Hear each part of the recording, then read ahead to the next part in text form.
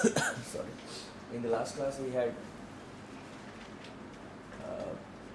completed our discussion up to Article 29 of the Constitution, and basically Articles 14 to 29, they contain the fundamental rights, and some of the fundamental rights have been given exclusively to the citizens of India, and many of them are there with the individuals who live in India.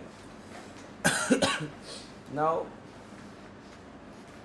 when we talk about the fundamental rights, if these fundamental rights are violated or if they are not enforced, then obviously these will be meaningless.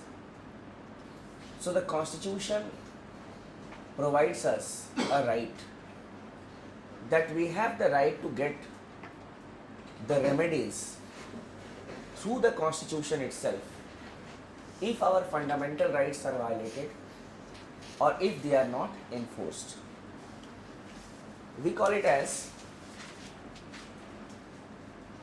right to constitutional remedies.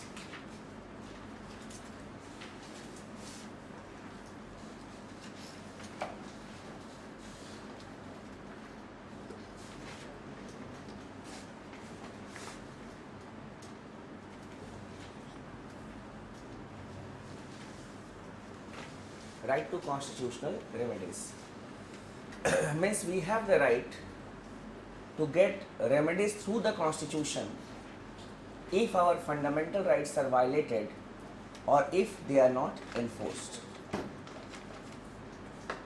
Under Article 32 Clause 1, one can go to the Supreme Court directly if the fundamental rights are violated or if they are not enforced.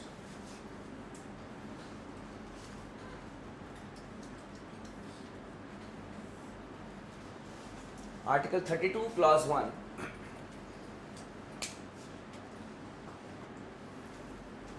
empowers an individual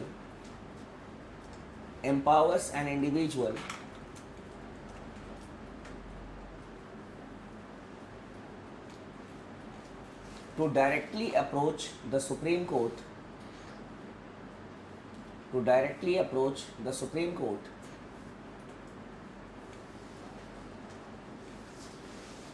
if his fundamental rights are violated,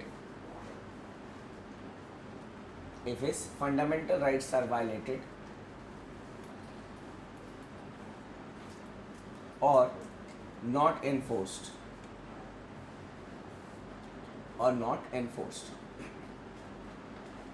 So if the fundamental rights will be violated or even if they are not enforced, one can go directly to the Supreme Court under Article 32 Clause 1.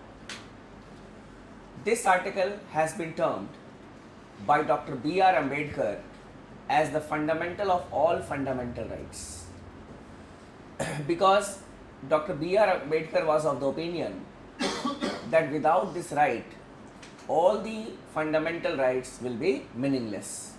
That is why it has been termed as fundamental of all fundamental rights. Now, when an individual approaches the Supreme Court, if the fundamental rights are violated or if they are not enforced, then what the Supreme Court shall or should do? That is mentioned in Article number 32 Clause 2. Article 32 Clause 2 authorizes the Supreme Court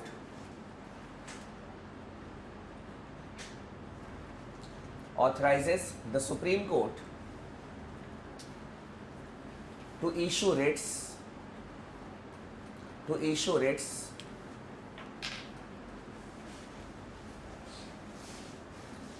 if the fundamental rights are violated,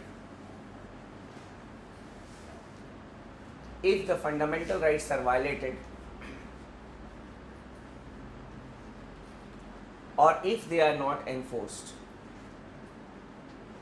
or if they are not enforced.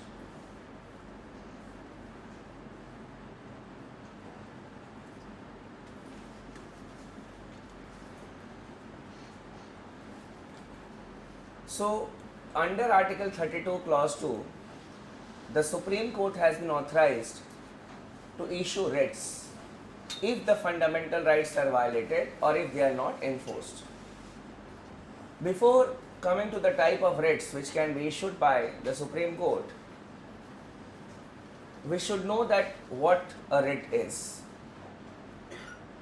A writ is a command of the court given in writing under its seal. I repeat, a writ is a command of the court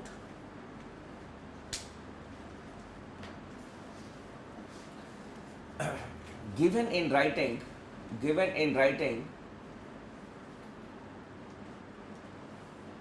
under its seal,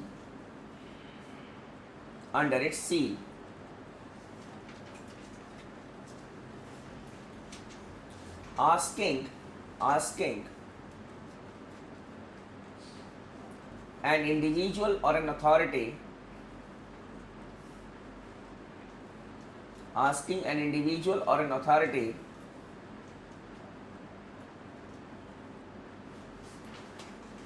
to do or not to do certain things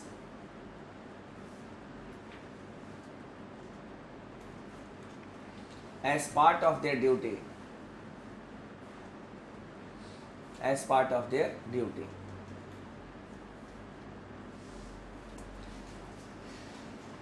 So basically it is a command of the court asking an individual or an authority to do this or not to do this in order to enforce the fundamental rights of the citizens or the individuals. When we talk about the writs originated under the Roman law. It is not a modern phenomena. It originated under the Roman law and it became a part and parcel of the United Kingdom political system, where writs are issued by the courts. We have taken the concept of writ jurisdiction from the United Kingdom only. Under Article 32 Clause 2, the Supreme Court has been empowered to issue 5 types of writs. It has been empowered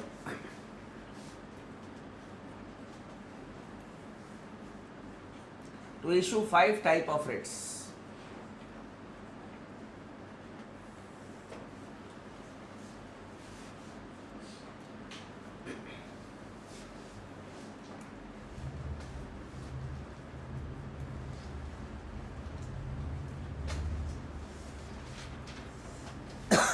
The first one is the writ of habeas corpus. Writ of habeas corpus. Literally the word means to have the body.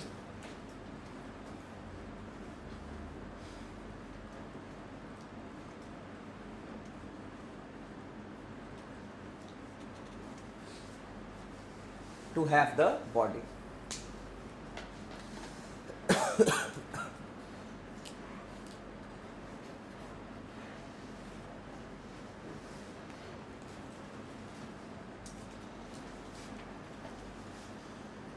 Under Article 22, we had discussed that if a person is arrested and is detained, he must be produced before the nearest magistrate within 24 hours. But suppose if a person has not been produced before the magistrate within 24 hours, at that point of time, anyone on behalf of that person, any individual, that is a third person, his lawyer, his family members, his friends, anyone can go to the Supreme Court and appeal, or we can say, and put the matter before the court. The court will issue the writ of habeas corpus to the concerned police station, and after the writ of habeas corpus is issued, the person has to be brought in body. It is not the body of the person. ठीक है, body का मतलब तो हो जाएगा dead body. ठीक है, so the dead body नहीं, the man, or the we can say the concerned person has to be presented bodily before the court, and then the court will ascertain the reasons of the arrest, that why the person has been arrested, why he was not produced before the nearest magistrate within 24 hours. Then the investigating officer or the concerned SHO will say that, sir, we have arrested this person under this Preventive Detention Act, and under this Preventive Detention Act we are not bound to present the person before the magistrate within 24 hours. So if the magistrate or the judge is satisfied, it's all right, otherwise the man will be freed. Apart from it, it is also used in case of illegal confinement. One is illegal detention and that is unlawful confinement. For example, if a person is confined by some other persons, if an old man is there, he is being put, we can say, in chains at some place, or he has been kidnapped. So at that point of time also, the judiciary or the Supreme Court can issue the writ of habeas corpus against that individual. That it has been learned that you have confined a person at your place or at this place. You are required to produce the person before the court. Clear? So the person who may have confined someone, he will appear in the court bringing that person, and he will say he is mentally not fit, and that is why it is on the doctor's advice that we have confined him to a particular place. So it all depends on the type of cases. Remember, so it can be issued against an individual also, against the state also, and this writ is issued to protect the personal liberty of an individual. That is the most important thing in the writ of habeas corpus. लिख लो. It can be issued against the state,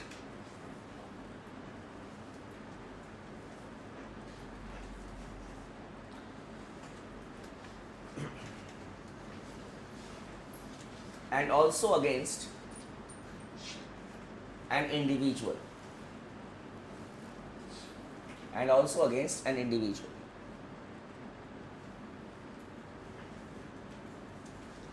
It is issued in case of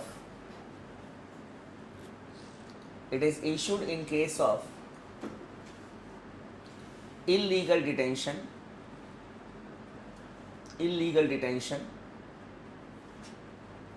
or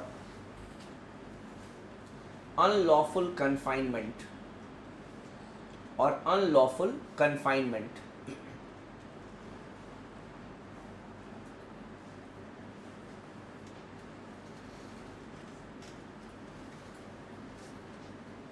Next, it is issued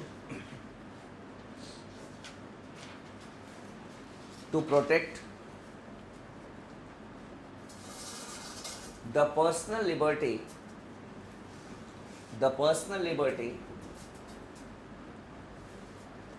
of an individual.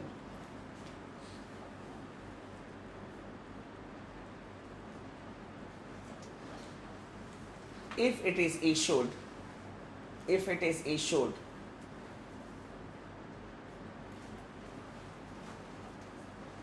then the person has to be produced before the magistrate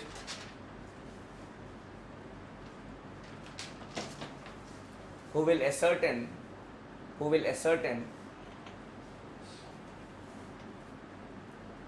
the reasons of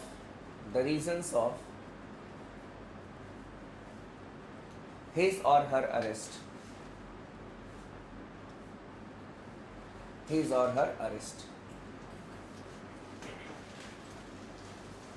if the detention is found illegal, sorry, if the detention is found illegal, then the person is freed. Then the person is freed.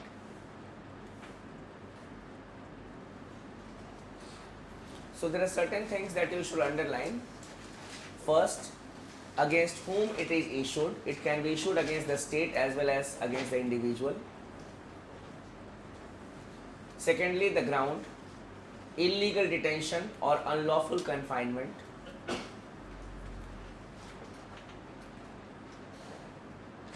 The rest are general things. Because from the writs, the questions in the prelims examination will be like this only: against whom it is issued and what is the ground of the issuing of the writ. Now coming to the second type of writ, it is the writ of mandamus. So you said Yes. the individual should belong to administrative body itself or any individual. What we had discussed in Article 22 in the last class. That is, when we say, I had given an example also. For example, if a person, an individual, when we say individual, it is not, when we use the word official, then only he will be a part of the state. If we use the word individual, then he is a private individual. Yeah. Now coming to the writ of mandamus. The writ of mandamus can be issued only against the government organization or a government official. Mandamus can be issued only against a public organization or an individual, or an individual or an individual.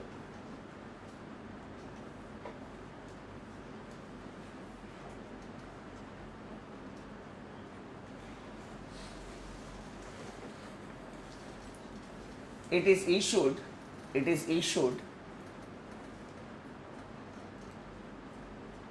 in case of violation of a legal right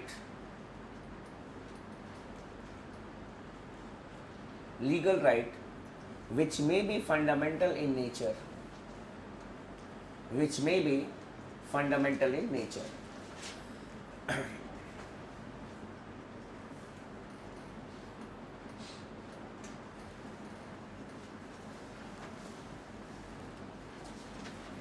It is in the form of a command.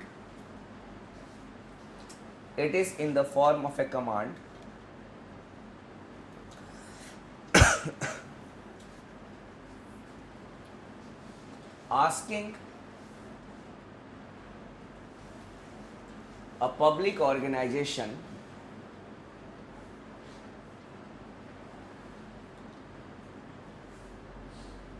or an official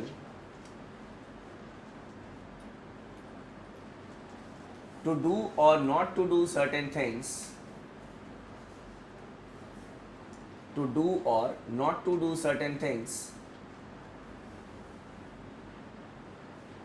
as part of their duty.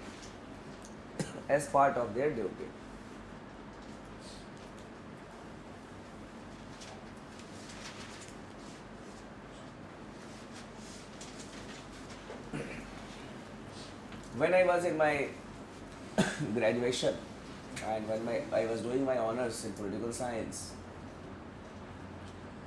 I came across this term, mandamus. And in the written text, it was written that the mandamus is issued in case of violation of legal rights. I got confused because Article 32 says that the Supreme Court can issue writs for the enforcement of fundamental rights only.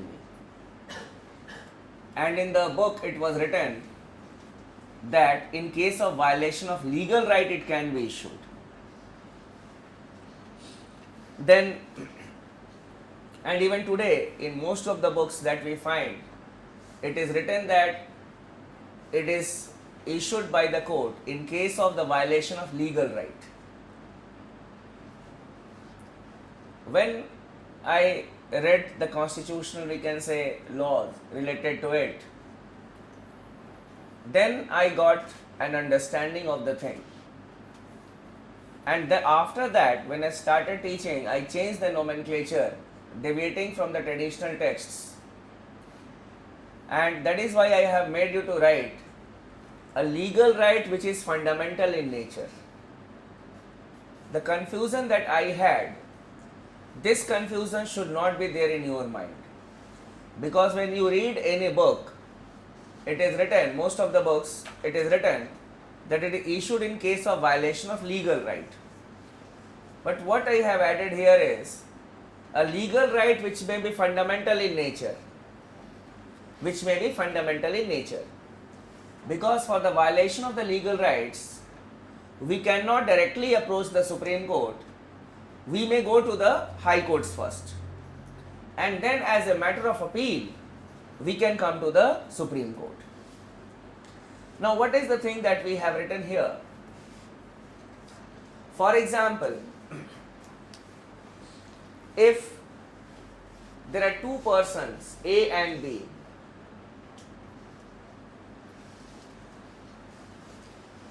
working in the same office, A is senior and B is junior,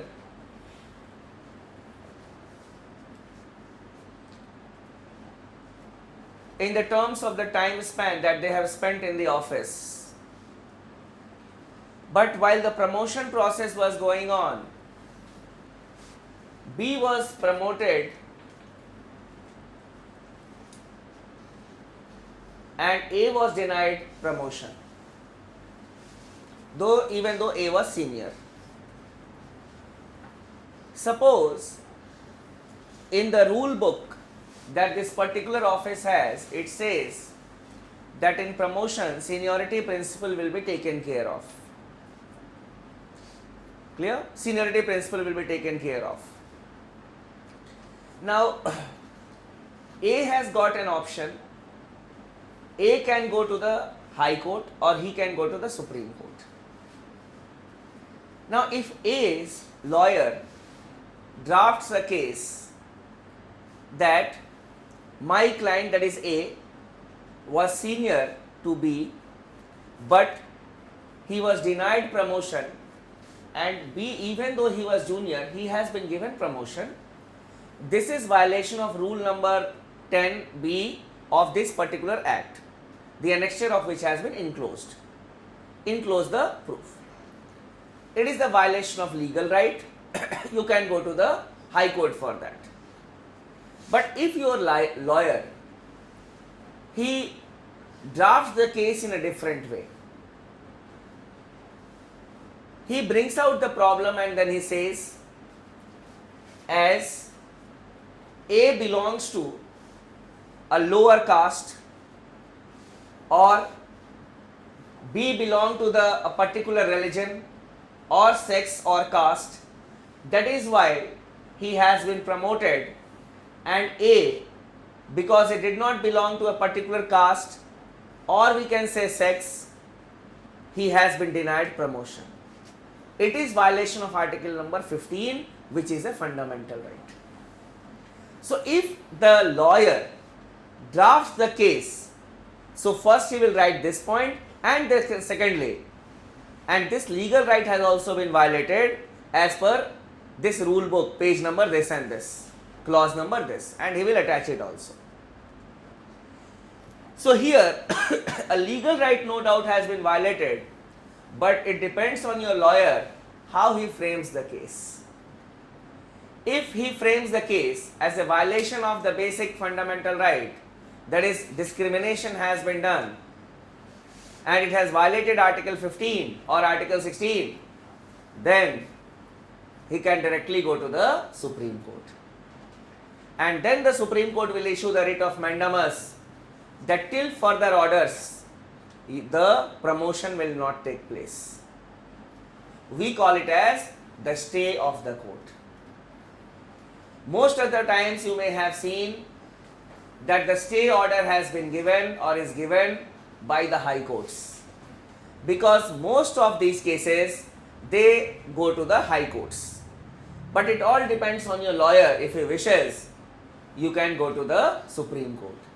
That is why I have made you to write like this: a legal right which is fundamental in nature, because in the future if you read any textbooks and then there is a contradiction, then obviously you will be able to understand that what you know is the correct one.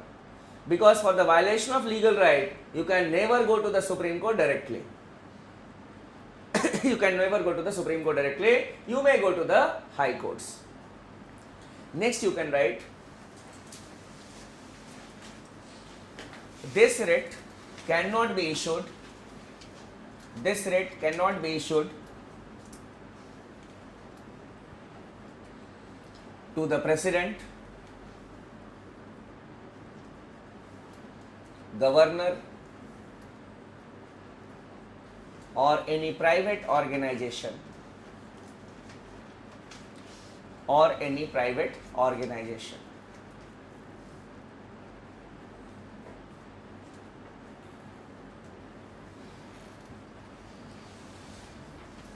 Then coming to the third writ, which can be issued by the Supreme Court, it is the writ of prohibition.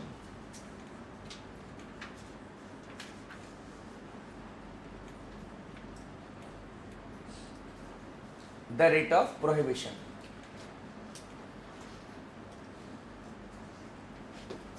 Prohibition is issued by higher judiciary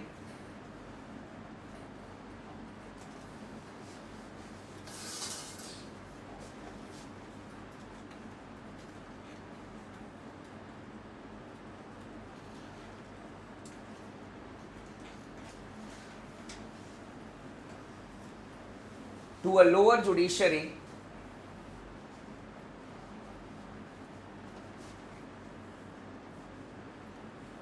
or to a quasi-judicial body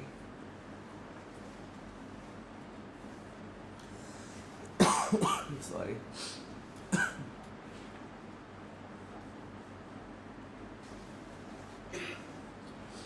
or to a quasi-judicial body. Means it cannot be issued to a non-judicial body. The Supreme Court can issue this writ to the high courts. The high courts can issue the writ to the subordinate courts or to the quasi-judicial bodies. Quasi-judicial bodies means semi-judicial bodies like the tribunals. Next you can write, then I will explain it to you. This writ is issued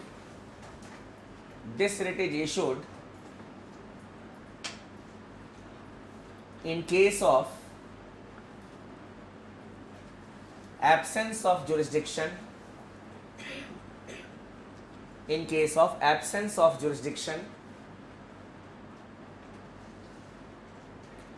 absence of jurisdiction, then extension of jurisdiction,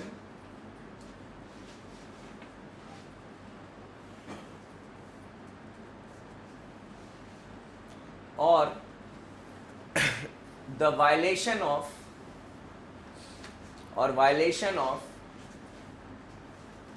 the principle of natural justice, the principles of natural justice.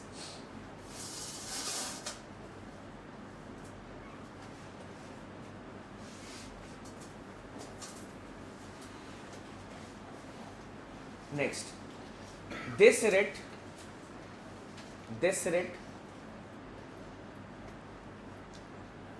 is in the nature of prohibition